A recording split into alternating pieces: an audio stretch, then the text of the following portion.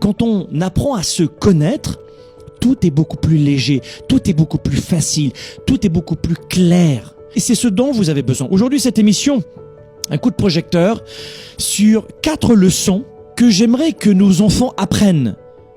4 leçons même oubliées par l'école. L'école nous apprend à apprendre. L'école nous apprend un peu ces frustrations liées à l'enseignement, au cadre, à la société. Mais l'école a oublié énormément de leçons. Première leçon, si vous l'appliquez, c'est déjà gagné. Si vous dites que vous allez faire quelque chose, faites-le. Ça, c'est quelque chose qu'on a oublié à l'école. 80% de la réussite dans la vie d'un homme et d'une femme, affaires, carrière, relations, émotions, santé, bien-être, confiance, 80% c'est de la psychologie. À l'école, vous avez quoi en psychologie? Que dalle. La première leçon, c'est quand vous dites que vous faites quelque chose, faites-le. La plupart des gens n'apprennent pas ça à l'école ou dans leur éducation principale. Moi, vous l'avez compris, je fais partie de ces leaders qui pensent que l'éducation des parents est plus importante que l'école. Mes gamins, ils ont manqué l'école plein de fois dans leur vie parce que dans la plupart de mes déplacements internationaux, ils sont toujours là depuis l'âge de 2 mois. Quand je négociais un gros contrat, eh bien, je les mettais au fond de la pièce, je leur mettais un papier, un crayon, dès l'âge de 7 ans, et je leur disais « Écoute papa et tu me dis ce que tu as retenu à la fin ». Et ils écoutaient une négociation parfois de 2-3 millions. Depuis tout jeune, je les éduque. Pourquoi? Parce que l'école est en total échec et défaillance sur l'aspect du leadership. Quand vous dites « Je veux perdre du poids », ne faites pas comme 97% des gens. C'est un souhait, c'est un vœu. « Oh, j'aimerais ». Non, c'est pas « j'aimerais », c'est « je vais perdre du poids ». Je me remets en forme. Je crée mon entreprise et je me donne les moyens. Donc la deuxième leçon, leçon numéro 2, c'est votre croissance est le principal résultat. C'est pas forcément la destination la plus importante, c'est le voyage. C'est la personne que tu deviens durant ce voyage qui est la plus importante. Atteindre un sommet, un objectif, un but, un rêve, gagner 10 000 par an, 10 000 par mois, perdre 2 kilos, perdre 20 kilos, se mettre en couple cette année, fonder une famille, augmenter ça, je ne sais pas quel est votre projet. Parler devant des milliers de personnes, se lancer sur Internet, créer son entreprise, je ne sais pas quel est votre sommet. Eh bien, c'est la personne que vous devenez pendant que vous gravissez ce sommet qui est la plus importante. C'est ce que vous devenez qui est le plus important. Donc prenez le temps parce que une fois que tu as atteint ton sommet, tu vas dire « Ouais,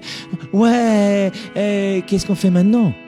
L'objectif, il est important, mais c'est pas lui le plus important. C'est la personne que vous devenez en vous dépassant, en apprenant. Je veux atteindre cet objectif, je veux courir, je veux pouvoir faire ce marathon, ce semi-marathon. Eh bien, c'est la personne que tu deviens tous les jours. Tu vas te lever tôt, tu vas avoir cette rigueur, cette discipline de courir tous les jours ou tous les 2 jours.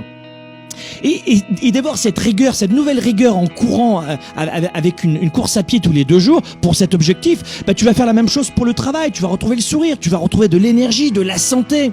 Donc ça va transpirer dans tous les départements de ta vie. C'est la personne que tu deviens grâce à cet objectif. Leçon numéro 3, c'est de vous souvenir de votre pourquoi.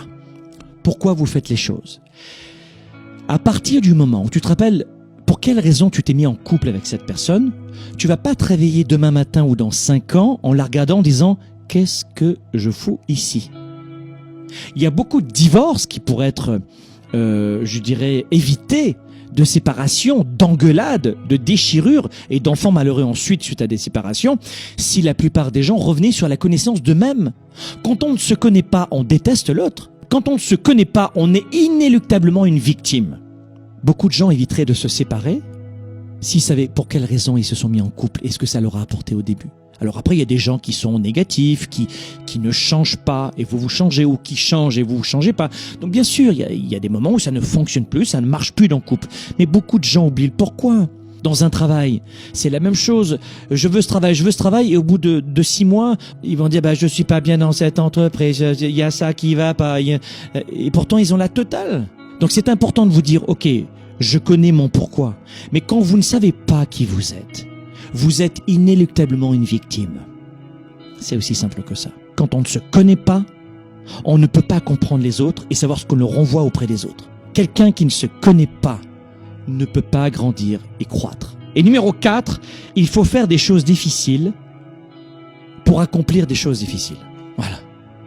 Vous ne pourrez pas avoir, je dirais, cette capacité d'avoir une meilleure santé si tu ne fais pas d'immenses efforts. Parce que c'est dur, ça fait mal au ventre les rages de sucre. C'est dur, on est seul devant le frigidaire, on est fatigué et zut, on craque. Qui vous a dit que c'était facile la vie? La vie est belle, mais elle est difficile. Plus tu vas chercher à faire des choses faciles, et moins tu pourras changer ta vie, modifier ta vie. Ce n'est pas vrai que quand on a 50 kilos de trop et qu'on veut les perdre, c'est pas vrai que ça va être facile. C'est pas vrai que c'est facile de toujours oxygéner notre couple. Moi, je suis marié depuis plus de 20 ans. Est-ce que c'est tous les jours facile, on se lève et c'est facile? Non, il faut travailler dans son couple, il faut s'investir dans son couple, il faut donner de l'énergie dans son couple. Est-ce que c'est facile d'être un papa ou d'être une maman? Ben moi j'ai 2 ados, croyez-moi, c'est ils voient pas le coach, ils voient le papa. Donc il faut toujours en permanence faire des efforts. Mais si la vie était facile, ça se saurait.